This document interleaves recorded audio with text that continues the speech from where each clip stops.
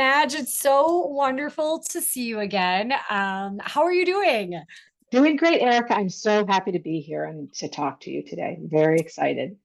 Well, I'm excited because, for those of you listening, I was able to work with Madge last year at Chautauqua during the 2 week residency and loved the cyanotypes you were making. And you were working with found fungi, I guess I would say. Is that what it's spores? Yes, yes, yeah, sure. Um, and it was such a fascinating process, which is why I'm so excited to have you back on here to talk about your work, your process, exhibitions, and more. So just to start it out, I always love hearing people's background. So if you could share a little bit about where you grew up and going to school, art, all of those good things, we'd love to hear it. Sure, yeah. Um, I grew up in Connecticut, and I, I've been thinking about this. I had an incredible art teacher in elementary school, and I don't I don't know about, crediting that art teacher with sort of where I am today, but I really think she planted the seed for exploration, experimentation, and play. Her name was Polly Taylor. She was an amazing person. And I feel that I kind of carry with some of the messages that she gave to me today. And I did take classes in high school, art classes, but I didn't go to art school. I went to the University of Arizona for 2 years, and I was studying journalism. And then I took a break and I went to the Maine photographic workshop, which is now called Maine Media. So this was, all analog, black and white photography, a 3-month program. I learned a ton. I had very good instructors, and then after that, I went to school in Boston. I went to Suffolk University and got a degree in English and journalism. And I had a series of uninspiring jobs after college, and I decided that I still love photography. I was still making fine art photography. And so I moved to New York and I became a photographer's assistant. And I did that for 2 years. And that was in the 80s, kind of an intense time in New York. And I worked with a woman named Elizabeth Sacheen, she's still taking pictures today, and Lynn St. John, who is a product photographer, still life photographer. But when I was there, I realized that being a commercial photographer wasn't for me. And so I moved to Providence, and I went back to school, and I became a high school teacher. And I did that for 25 years. I taught English and I taught reading. And I returned to art making in 2015. And it was kind of a strange way that I got back to it, but I'm a big gardener, and I was cultivating mushrooms in my garden. And when they fruited, I made a spore print to identify the mushroom to make sure it wasn't a poisonous mushroom before I fed it to my family. And I had made spore prints before, but this spore print that I made totally blew my mind. And I could see so much potential for image making in that little spore print. It was sculptural, it had depth, it was kind of photographic, it had this kind of a funky color. And I decided, okay, I'm just gonna play with this and experiment with it. And maybe that was a little Polly Taylor, my elementary teacher, in my head there. And I began experimenting, and I've been doing that ever since. And the work has evolved in unexpected and interesting ways. And I think that I do credit my experience as a photographer with being able to see, oh, this is interesting. This is something. The images through in spore prints, that they're something. So that's kind of how I got where I am. Oh, It's I love it. I love it. I think one of the really empowering things is that, there's not, nobody ever actually has a direct path. You know what I mean? Like there's Yeah. always going through life, circumstances, response, learning, etc. that happens.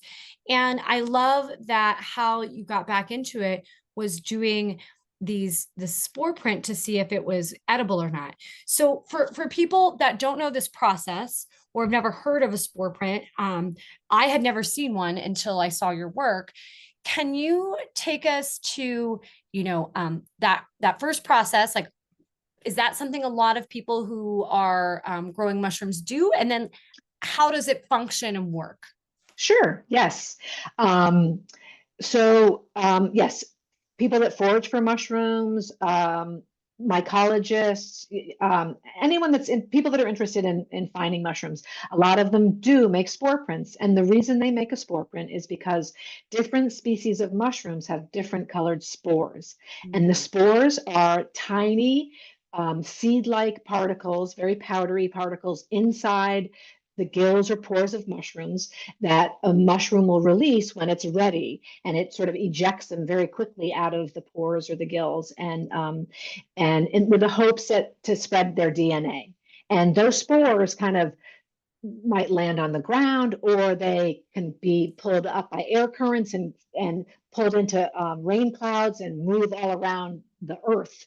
And but a spore print it's as simple as you take a piece of paper and you take your mushroom that you just foraged, or even you could take one from the grocery store. It might work, it might not. And you put it with the cap side down with the gills down, so that the round cap here like this, and you leave it for 6 or 8 or 10 hours.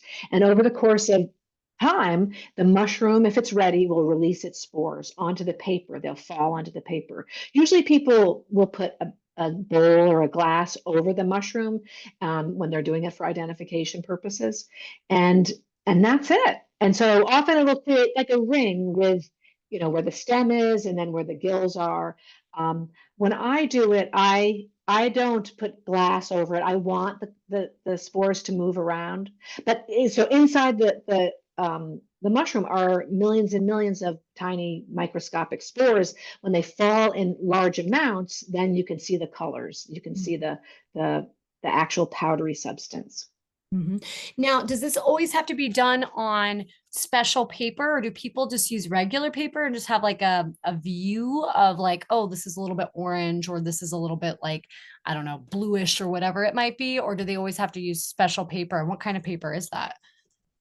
You can use just whatever kind of paper you want. You don't have to use special paper. I do use special paper because I want to preserve the spores. So, and some spores are brown or gray or black, and some spores are white. So if you want to make a white, you make a spore print with a mushroom that has white spores, you want dark paper. And I started with dark colored spored mushrooms, but now I mostly use light colored spored mushrooms. So I use black paper, and I use I have different techniques to get the spores to adhere. But if a person is just doing it to identify the mushroom, sometimes they could use an archival fixative, or people even use just hairspray to gently, spray the spores so that they'll stay onto the paper, because it is a powdery substance, and if you wipe it, it will kind of wipe away.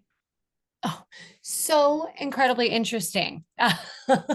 Like my mind is blown by this. I love also this idea of foraging, and like this is a process that non-artists can use, in when they're still exploring, but that you've then adapted it to make these incredible pieces that speak to nature and to something that I honestly knew nothing about. I did not know about the spores of mushrooms at all. And I think there's something really beautiful about taking something that is physically present in our world, but almost invisible, and then leaving a lasting imprint of it. So can you take us to the work that you're making now? I know there's spore prints, but you also utilize a lot of cyanotypes and other ways of making. So can you share a little bit about that with us? Sure. Yes. So in 2019, I was researching a call to art at the Emily Dickinson Museum, which is in Amherst, which is near where I live. And in the process, I found her herbarium that she created when she was a teenager. She went to Mount Holyoke, and And when I saw this, so the herbarium is, you can Google it. It's online. It's at the Houghton Library at Harvard, and you can see her images of the herbarium. Herbarium is a collection of plants that people press and then glue into a book often, or in drawers, and then they label it.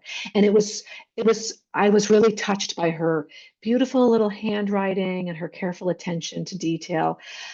And I also was kind of amazed at the idea that the very same plants that Emily Dickinson was collecting and foraging in the Pioneer Valley they're the same plants that I look for and collect. And I just thought, wow, this whole collection piece in herbaria are this transcend time, and plants transcend time. And so I started collecting plants and pressing them, and um, making making images with the mushroom spores, where I would take the paper and then take the pressed plants and then put the mushrooms on top. And so the mushrooms would release their spores, but and then I'd remove everything, including the plants, and I'd have the silhouette of the plant in sort of rendered in mushroom spores. So I started doing that. And since I had this collection of pressed plants, I remembered from when I was a photographer in New York, and with Elizabeth Sacheen, she had made these cyanotypes. And at the time, in the 80s, I was like, oh, that's probably too hard. And but in 2019, I could just Google it and see that, oh my gosh, I can do this. I can get these materials at my house in a few days. I was able to start making cyanotypes very quickly with my pressed plants. And so so I do that. I work with the pressed plants with mushroom spores and with cyanotypes. And then last year I started combining that, where I make a cyanotype, and then I also then make a mushroom spore print over that. And so it's kind of this layered effect where I was doing that a few years ago, but last year I created a technique where I can really get the white spored mushrooms to show up on the cyanotypes. So that's kind of what I am doing right now. I still am making spore prints and I'm still making cyanotypes, but I'm really liking this idea of combining the two processes. Well, I love what you're saying. Like you're bringing those two processes together, and then you're talking about like collapsing time, right? Like I love how you're looking at Emily Dickinson's journal or whatever she was collecting. And you're right. It's something like there's this ever presence, like, we come and we go, right? Human beings, but you have these plants that continually they'll be here during the season, and then they kind of go dormant, and then they're here, and then they're dormant. Of course, some of them died, are no longer there, but there's this lasting effect that happens. And then of course what you're saying, she was collecting the same things that we're looking at today, is just really incredible to think about. It's kind of mind-blowing. um, I have this question about the seasonality of your work then too. Could you talk a little bit about the seasons and how that impacts your work? Sure, yes. Um, You know, obviously in the summer I'm busier, uh, walking a lot more. I walk all year, but I'm looking for plants and I'm looking for mushrooms. And so lately I've really been looking a lot. And I when it rains, I'm like, yay. So yeah, I'm not everyone feels that way, but I want it to rain occasionally, like every few days is just perfect. Um, and so I collect plants, and plants have different iterations. So in the beginning of when they first started emerging, they look a certain way, and then they grow, and then they look a different way. And then when they start to decay, they look a different way. And I kind of love each iteration. I'm kind of fascinated by the various cycles, right? Of a plant. And I'm very interested in dormancy and decay and decomposition, because without decomposition, we wouldn't have growth. And so that's kind of where both plants and mushrooms come in, because mushrooms are really helpful for decomposition and decay, not necessarily of plants, but woody plants. They will decompose woody plants. So in terms of seasonality, summer is really big for me, and I love the cyanotypes, right? I can do big cyanotypes outside. Um, and in the fall, a little, it starts to kind of die down a little bit in terms of that work, but there's a lot of mushrooms in the fall. So it's really important for me to, in the summer, collect plants, press them, and then be ready for what might happen in the fall. And I found in the winter, I started painting on my cyanotypes, and that kind of is it's a time for me to experiment with, like, so I'm not foraging, I'm not cyanotyping, but I can create imagined flora at that, in the winter, and I can add that to my work. So I have been finding that that's kind of how it works for me. I love this because I think about seasons a lot in terms of like seasons of life or the seasons of the year in terms of, my kids are in school or I'm at Chautauqua or this is when I can really dive into my work. And so, as I was thinking about yours, I thought, wow, like the season itself is so important to what you create and in your process. And I find that really fascinating. And I just wonder in terms of, you've been a forager. It sounds like, you've always been studying and learning and reading. Does it feel good to kind of work with the seasons in that way? Like, have you found some refreshments in that, by really being impacted by the seasons? I'd love to Yes, hear that. Yeah. yes, absolutely. I think that when I started gardening very earnestly, 20 years ago, the seasons really changed for me, and it did make sense. It wasn't like, oh, I dread winter. So sure, winter is difficult. I live in New England. Winter can be difficult. It's cold, right? But it's still really beautiful. I think that because I know what's happening, I don't know everything, but I have a sense that, okay, there's all this dormancy, there's all this stuff that's happening. The plants have stored up their sugars, they're underground, and they're just waiting it out. They're not like going, oh, it's so cold, I can't stand it. They're really okay. And so the winter kind of took on a new beauty for me, right? And then the spring is so exciting, so exciting. I mean, I love spring. And then summer is very open and relaxing because it's like, okay, we our guard can be down, and fall is just kind of beautiful and bittersweet, and um always those feelings from school as a kid, that they just haven't left me, right? And I was a teacher for years too, so fall is often like, oh, summer's over, and there's like a sadness, but it is very beautiful. And so there is something wonderful about working with the seasons. There really is. I do look forward to each version, each thing that I'm going to be doing at that time. I love that. So you mentioned, 20 years ago you started gardening, about 10 years ago you really got into the spore prints, etc. Um, do you still garden, and do you pick specific plants that you're interested in exploring in your work, or is that always like foraging and like they're separate? I still garden, and it's changed, though. It definitely has changed, because I think I'm more focused on making art, and I think that gardening is this very creative process that um, and which is fulfilled for me in other ways. But I do still garden. I don't. I occasionally will grow something that I think, oh, that might be really interesting.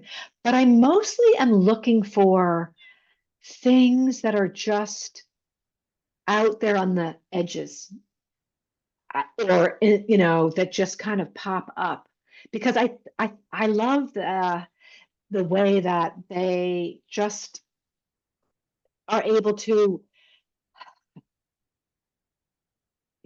just take over almost. I don't know, just the way they can explode. I find that really interesting. Although I will say, this year I did grow. I was interested in allium bulbs because they have this big. I think I have this. to show you. Here's just one. So Oh, wow.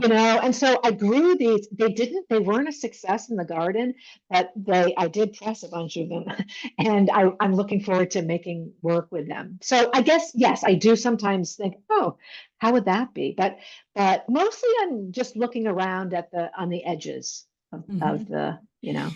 Well, there is something really beautiful in terms of like foraging, and these are resilience plants that Mm. find a way forward, without being cultivated. There's something really interested and beautiful in that.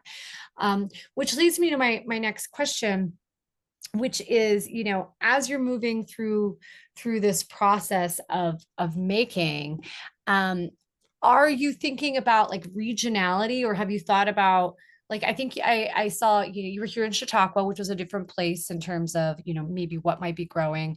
I know you've done other residencies. Do you always try to make prints that are specific to that place and learn about the plants that grow there?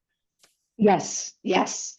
I see my work as kind of interacting with the landscape. And so different landscapes have different things. And so at Chautauqua, um, the plants were pretty similar to where I live, but the thing that happened is that when I was there, I found this huge fruiting of my favorite mushroom to make mushroom spore prints with.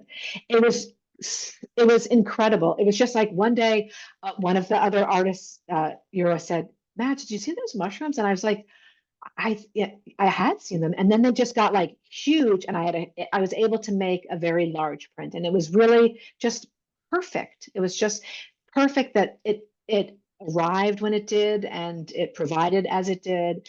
Um, so that was really interesting. I was in Ireland, and there are different plants in Ireland, and there's these very I met a woman that had a kind of specialized garden. She lived in the same town where the residency was at Rialaig, and she had tree ferns, and tree ferns have these 8 or 9 foot branches. And she said, "Oh, yeah, you can take one."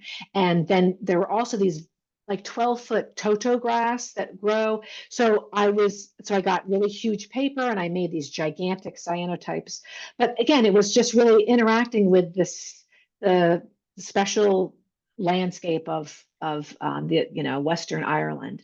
And I did a residency at UMass.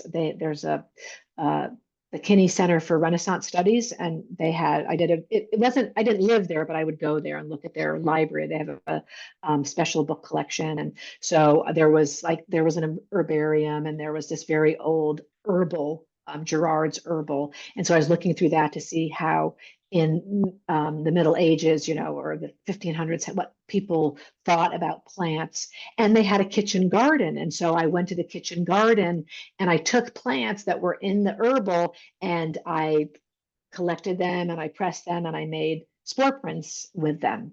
So it was sort of my interaction with that. So yes, I definitely am interacting with even very local landscape. So there's the big Ireland landscape, but even like Amherst, Massachusetts, it was very specific to that place and that garden. So yes. So and wherever I go, I do collect plants. I mean, you're not necessarily supposed to bring them back, but and of course I wouldn't collect like rare plants or endangered plants.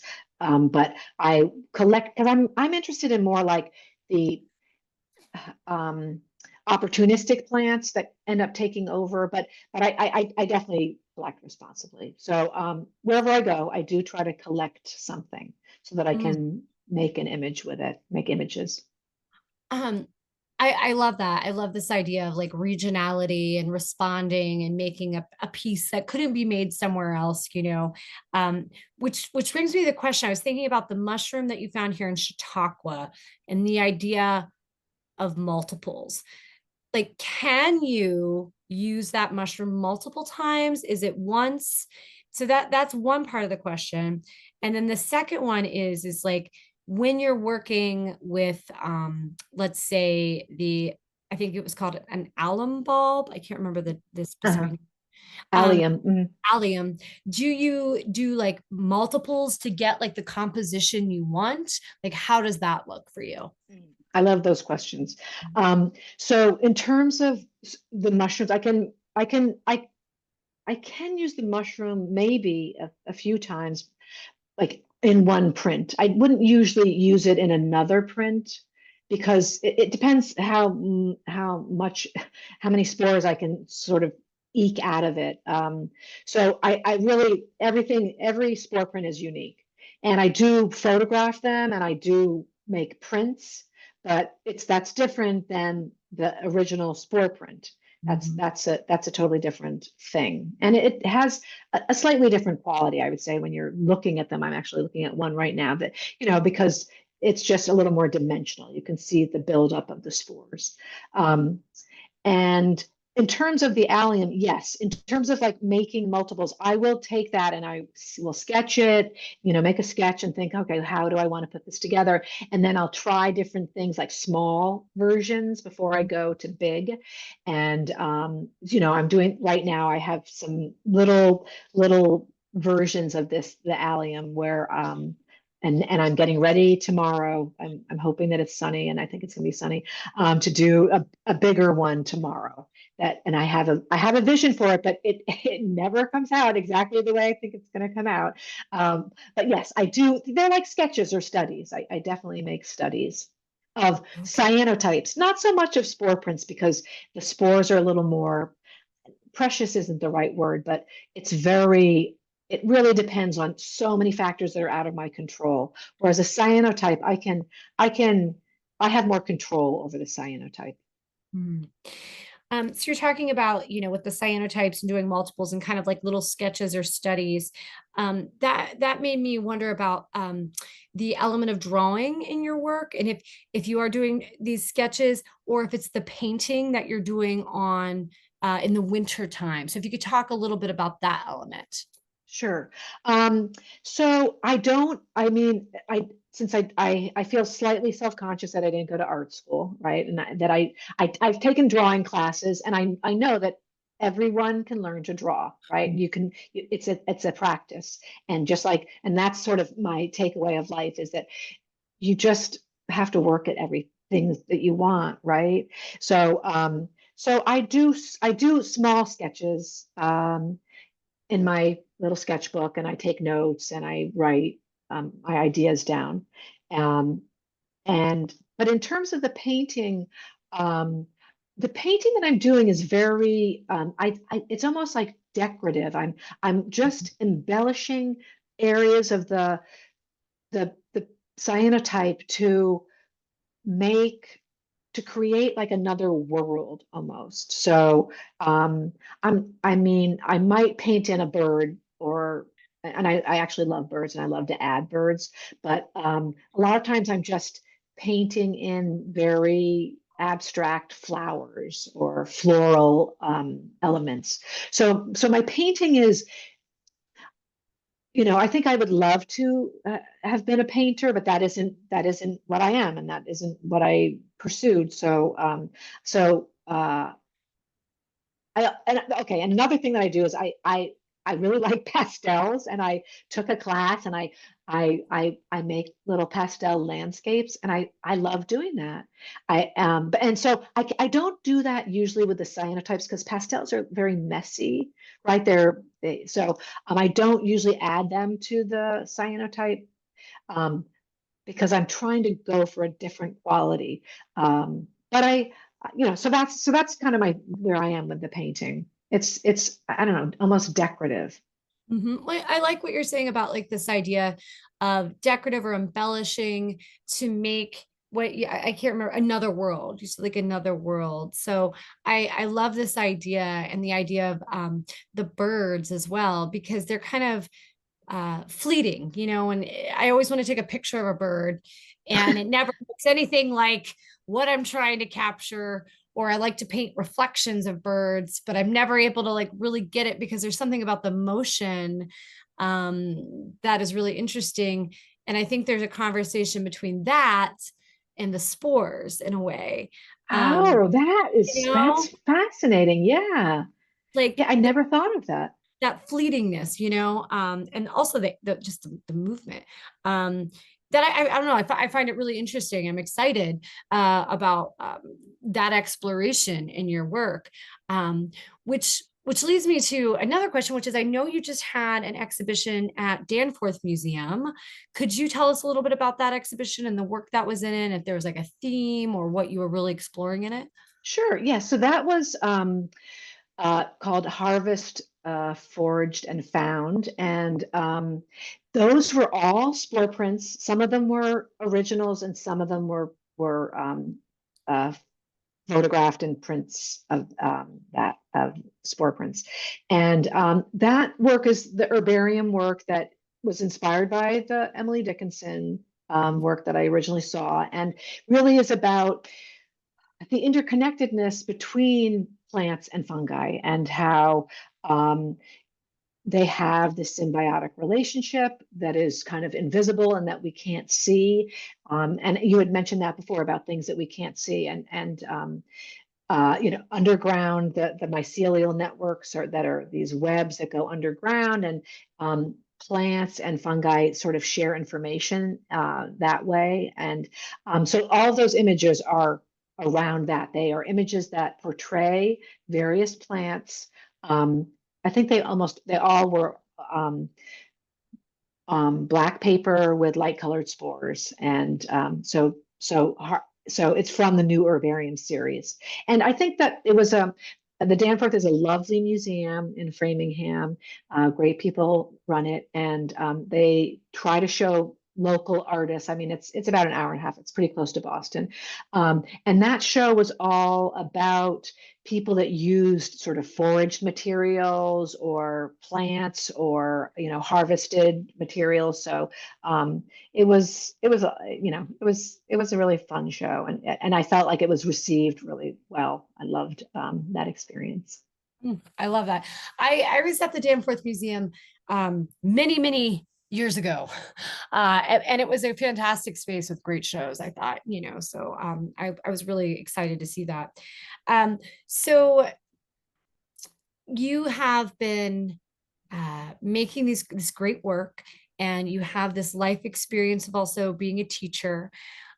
And so I was wondering if you have any advice for artists who are listening, that maybe you've received or that you have given to students of past to help them on this journey of making. Yeah, that's a really nice question. I I think that it's so with life experience comes, right, some understanding that I didn't have when back in the when I was younger. And the thing that kind of tripped me up a little bit was when I was younger, I thought, well, I must be amazing at something. I must be just super talented or really just brilliant. And if I'm not, then it's not worth pursuing. And my experience as someone that taught for 25 years and parented and gardens and has been in a long-term relationship is that everything, it takes work. And the work isn't always like easy, and it's not always hard, but it's it takes work every day. And so even just like doing the work every day, whatever that work might be, just doing a little bit of it every day is the way to move forward.